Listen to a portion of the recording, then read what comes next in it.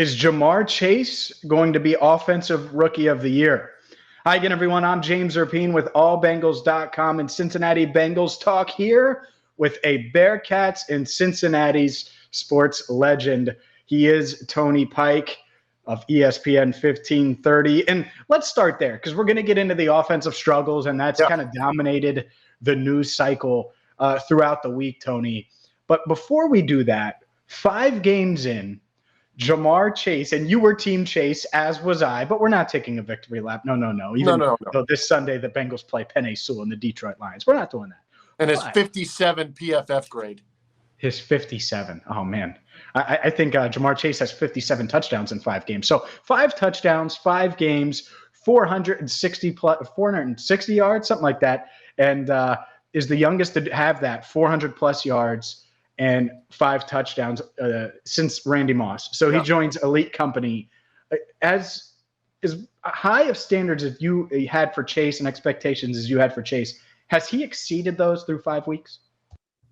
The thing that's exceeded it is how he's having these touchdowns, right? Because I expected him to be like get him the ball in space, let him make some yards after the catch, and let him dice defenses up that way. And he's doing everything with the explosive plays. I knew he had the explosive plays in his repertoire, but I thought it would be a lot more early on of building the short intermediate and then exploding down the field. And here we are. And not only the touchdowns, but the way he scored the touchdowns, in my opinion, is what's been huge here, because seemingly they've all come when they've been needed. And when we talk about the offensive struggles, we'll tell them why they've been so needed. But he's not only caught passes in garbage time or added on late in garbage time. All of his stuff has been meaningful. It's gotten the team back in the game. It's given them separation in a game. And it comes at a time when the offense seems to be in a little bit of a lull. So for a rookie to come in and have the impact from a yard touchdown standpoint is phenomenal. But the way he's doing it, you look at teams around the NFL, maybe they're down 21 points and they get a lot of garbage catches late or things like that. I mean, he's doing it, 35 targets, mid-30 targets this year? Mm-hmm. I mean, we just saw Devontae Adams has 61. Mike Williams and Keenan Allen have over 50. He's done it with less than 40 targets through 5 games, and he's still been phenomenal. I don't think you could have set the bar as high as he has set it going into this season. For sure. I agree with you. I mean, his first double-digit target game was Sunday against the Packers when he really kept them in it. And it's crazy to think about that he's had this type of impact this early, especially at the end of halves. I mean, 3 of his touchdowns are at the end of the first half and really lit a fire into this offense in all 3 of those games that he did that. When you watch him specifically, what makes him special? Because he's 6 foot tall. He's not the heaviest guy in the world, but I guess, at 201 at 6 foot, that's pretty dang good. Yep. But what's special about Jamar Chase when you pop on the film and watch him? The way he goes and gets the ball. He's got a gear that not a lot of receivers have. I go back to the Pittsburgh touchdown and watching that touchdown unfold in real time. When the ball left Joe Burrow's hand, the defender was on top of Jamar Chase. If that's a normal receiver, the defender stays on top and he bats the ball down or intercepts it. Jamar Chase ended up beating him by 3 yards. I mean, he's just got such a top-end speed and a top-end burst at the top of his routes. It's hard because the DB running with him thinks he's in great position, right? I'm on top. I've got 3 yards of separation, and then he hits that accelerator, and he goes and makes the play. And then from that, what have we seen? Adjusting to the ball in midair, coming back and catching a pass, getting some yards after the catch. He is as complete of a receiver you'll see through 5 games as you'll have in the NFL for rookies. And the exciting point for me is he didn't do any of this last year. He didn't even play football. So one could argue that he's still getting back into the swing of things and dominating at the NFL level. What happens when he gets 10 games in? What happens when he gets a full season in? What does the future look like for Jamar Chase? That, to me, is the exciting piece because he's got so many intangibles that you can't coach and that don't come up. He's a ball hawk. When the ball's in the air, he's going to accelerate or he's going to make a play on it to go get it. We're going to get to the offense in 1 second, but does he remind you of anyone? Because I was talking with Dave Lapham the other day, and he's like, Man, he's just his own self. I can't really think of anyone, Bengal or otherwise, that Chase reminds Lapham of. When you watch him, does it remind you of anyone in the past? Well, I think from just a size standpoint and the mentality on the field, I got to play with him late in his career. Steve Smith, to me, was a guy that jumps out because Steve was a little undersized.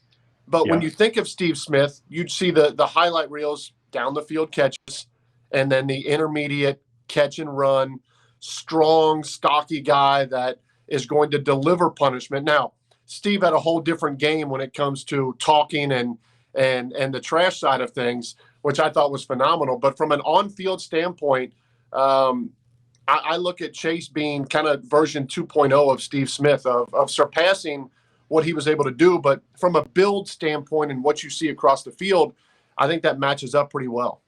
Yeah, that is a good one. I like that. And I think if Jamar Chase is Steve Smith 2.0, a lot of people, including Joe Burrow, would take that. He's Tony Pike of ESPN 1530. Catch him every single weekday, noon to 2 on Cincy 360, whether you're in Cincinnati or you can stream it outside of Cincinnati on the iHeartRadio app. And Tony, let's dive into Joe Burrow a little bit in this offense, because they're averaging 22.8 points per game.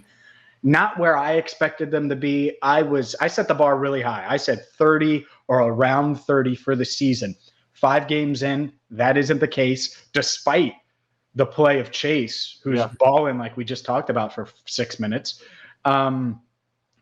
What is wrong with this offense? What stands out to you in a negative light, or what are they struggling with? Because I think they've underwhelmed through 5 weeks. Well, before we even get to the offensive side, not only has Jamar Chase been great, the defense has given this offense more possessions. No doubt. They've balled. Yep. The offensive line has been average. They've been good. And I think going into the season, the talk in Cincinnati was if the O-line is just decent, they're going to be ridiculous with Mixon, Higgins, Boyd, Chase, Burrow.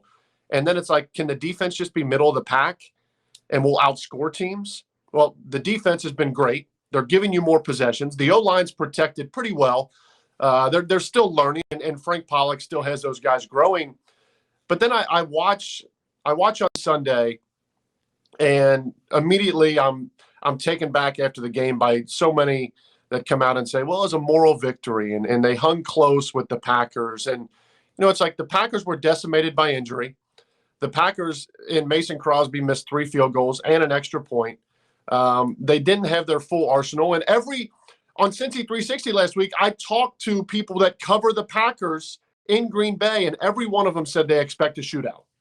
No one in Green Bay trusts their defense. They expected a shootout. So if I went into Sunday at 12:55, James, and I said, this game's going to go to overtime and the Packers are going to score 25 points, sign me up. Yeah, Bengals win. No doubt. Bengals get a huge win against a team that's expected to contend for a Super Bowl. Instead, we're talking about, well, we played them hard and we kept things close with Green Bay. Here's my thing with the offense.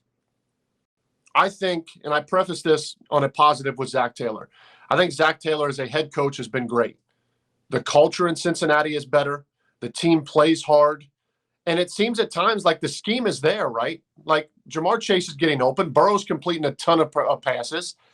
But then I look at the distribution, and I watch on Sunday, and Tyler Boyd just disappears from a game. And T. Higgins just disappears from a game at times.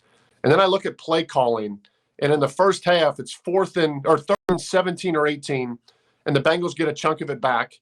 And they could have attempted, I think, a 58-yard field goal, and they punt with Kevin Huber. Okay, maybe that's your day.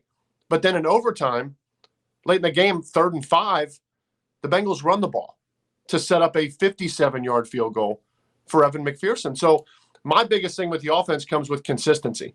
What's the message? What does this team do really well? I saw the piece on The Athletic this week. 80% of the time when this team gets under center, they run the ball. I mean, how can that be an NFL offensive scheme? You're tipping your hand to other defenses, and you're not good enough one-on-one up front to let the defense know what's coming. So I put this on Zac Taylor, and I know Joe Burrow can't throw bad interceptions, and I know that T. Higgins can't drop passes. I get all that, and you can't have miscommunication between your receivers. But if you take away an 8-second scramble by Joe Burrow and a perfectly thrown ball where the defender misses it by inches and Jamar Chase scores that touchdown, that team's got 10, 15 yards of offense in the second quarter. I go back to an offensive coordinator at the University of Cincinnati in the AAC, averaged 19 points per game. I go back to an offensive coordinator in 3 years now in Cincinnati that has eclipsed 25 points in regulation 8 times out of 37 games. You can't win in the NFL without scoring points. And I'm not saying that Zac Taylor can't be in the game plan. He should be a part of the scheme Monday through Saturday. And in my opinion, on Sunday, someone else should be calling the plays. I mean, Matt Nagy was coach of the year in 2018, James, and just got crushed and now does what? Hands over play calling duties to Bill Lazor. Yeah. It is the next step in the progression. You have to score points in the NFL, especially when you have the talent that the Bengals have.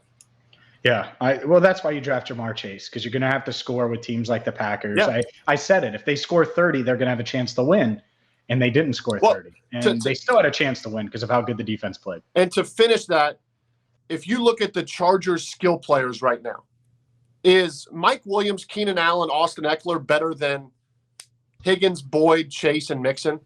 No. It's close. It's close. It's close. Yeah.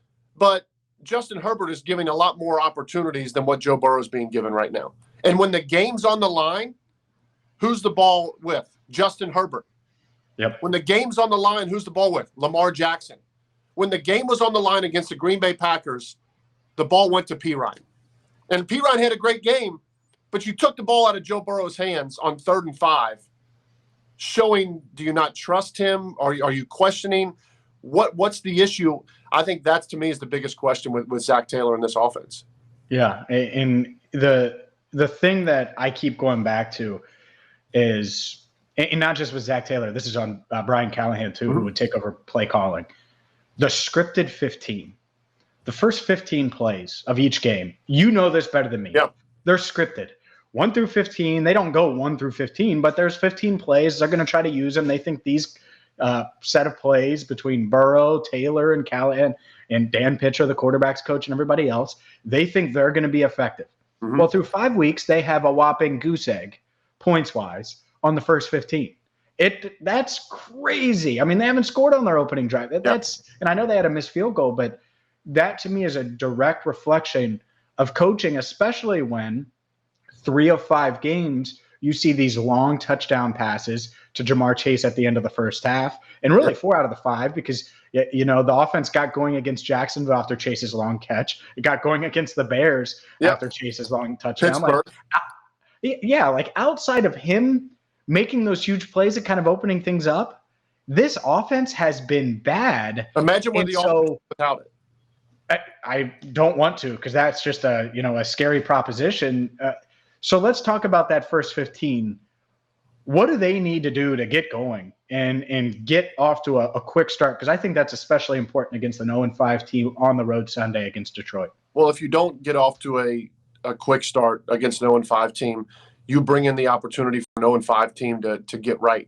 And this Lions team is not a normal 0-5 team. It took Justin Tucker making history to beat them.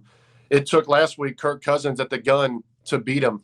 They've been close, and they play hard for their coach. And if you're in Detroit this week, what are you saying? This is our week.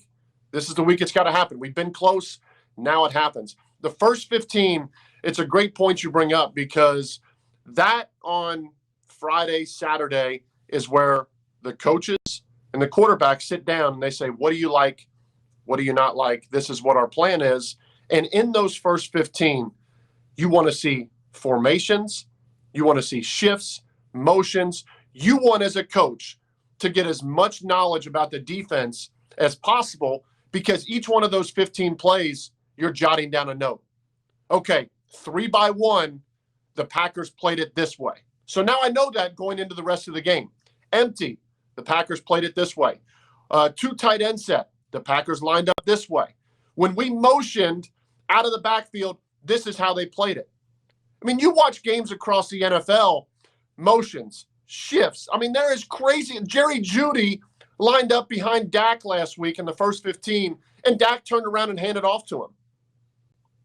a receiver as a running back just to see how the defense responds. Because you make the defense work harder, and then You're talking about CD Lamb? Yeah, CD Lamb. I'm sorry, yes. Yeah. But then you go back on the sideline, and it might not work on the first play, but Joe Burrow comes back now and says, boy, 3-by-1, they shifted the safety to the 3-by-1 side. We got matchup backside. Let's go back to that. The Bengals don't do any of that. They're one of the lowest teams percentage-wise with pre-snap motions and shifts. They just line up and try to beat you with one-on-one matchups, and they're not there yet. They're not good enough to do that yet, and they're not giving Joe Burrow enough of an opportunity to succeed. I mean, we've talked – some of the best plays this year for the Bengals have been Joe Burrow's checks, not even calls that have been made. The first 15, watch the Chargers, watch the Chiefs, and I know they're struggling, watch the Bills. Watch how many different formations and looks that you line up in the first 15 so you have more knowledge as the game goes on. I just don't see that from the Bengals. If this team, and look, we could get into the defense and they deserve their fair share of praise, but I want to stick with offense for this reason. One, you are a quarterback, but two, the idea of the Bengals winning 10 games or 11 games with this defense, I actually think it's realistic. I do. I mean, you got Chidobe Awuzie, who looks like a number one corner, DJ Reader, BJ Hill, Larry Ogunjobi in the middle, Trey Hendrickson getting pressure. The linebackers have exceeded expectations. And I think we know what the safeties bring. So I think it's kind of realistic with the way Lou Anarumo is coaching that they could be a top 12, top 13 defense, maybe even top 10 all season. So with that said, since you agree and you've said, yep, let's continue to focus on the offense, because if they don't get their hat out of their tail or whatever you want to say, I don't think they can win 10 games. I don't think this offense is good enough. And what a bad look if you're an offensive-minded coach that's calling the plays. You have all this talent. And like Brandon Staley's a defensive-minded coach with the Chargers, but they go for it on fourth down. Yeah. They're aggressive. They put pressure on defenses. It doesn't feel like the Bengals, despite all of their weapons, do that. It feels like it's, okay, whoever's one-on-one, win your matchup, and Joe's going to find you. And it feels like they're putting a lot of pressure on Joe to make those calls when he's still a second-year quarterback. Yeah. When I look at it, can they scheme up something to get him into a rhythm where these guys don't have to make a play for themselves? Because a lot of them are young. Well, the Chargers, you mentioned, they went for it. I believe they were down 13 or 14 in the third quarter, 10 minutes left in the third on their own 30, and they went for it. I mean, that's a coach sending a mindset. That's a coach sending a message. Go back to the Green Bay game. Does everyone at Paul Brown Stadium on Sunday know that Davante Adams is the best receiver in football right now? They still targeted him 16 times. How? If a defense knows that's your best player, how can he get 11 catches? Well, that would be scheme, right? Line him up in the slot, line him up outside, motion him, run him across the middle, hit him on seams. It can't be that hard.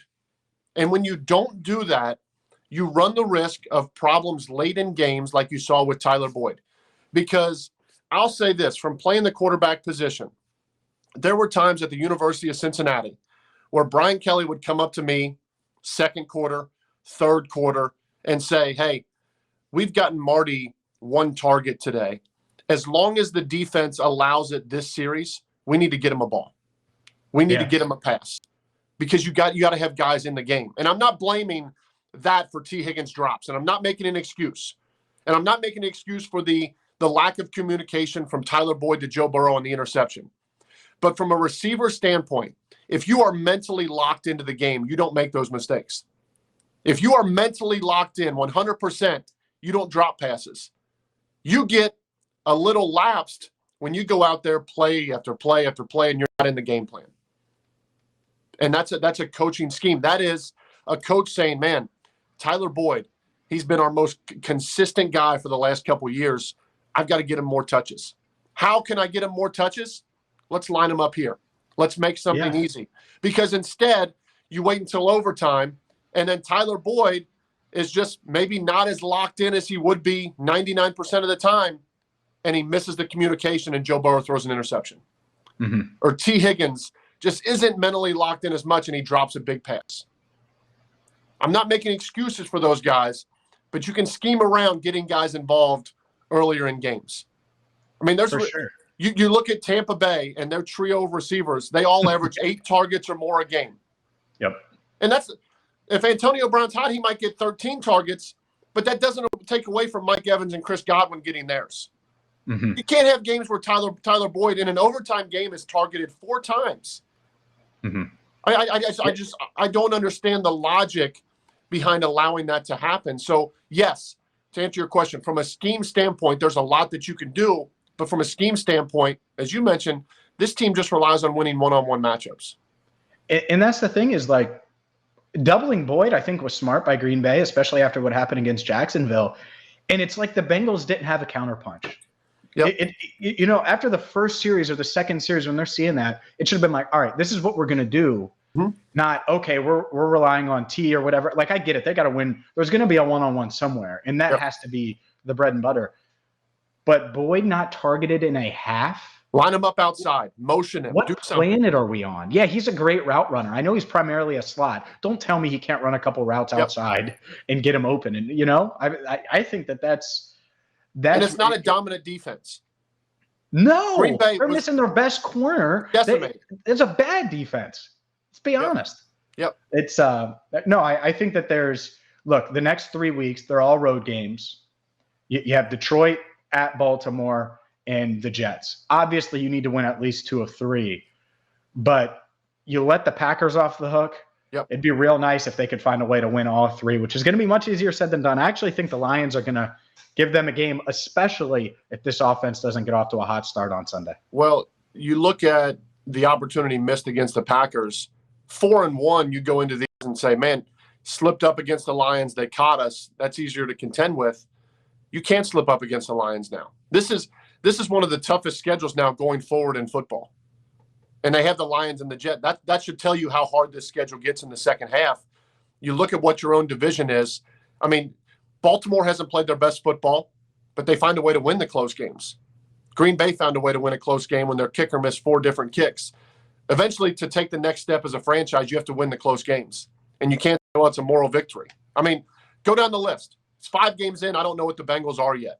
It was a great start against Minnesota, and then they took their foot off the gas, and it took Dalvin Cook fumbling when they were in field goal range to win that game. They sleptwalked through the Bears. Defense played well.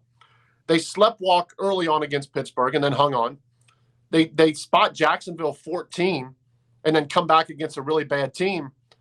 And then they scored 22 points against a decimated Green Bay Packer team where Mason Crosby misses 3 field goals and an extra point, and you come away with a loss. There's not time for moral victories anymore for Zac Taylor. You got to start scoring points.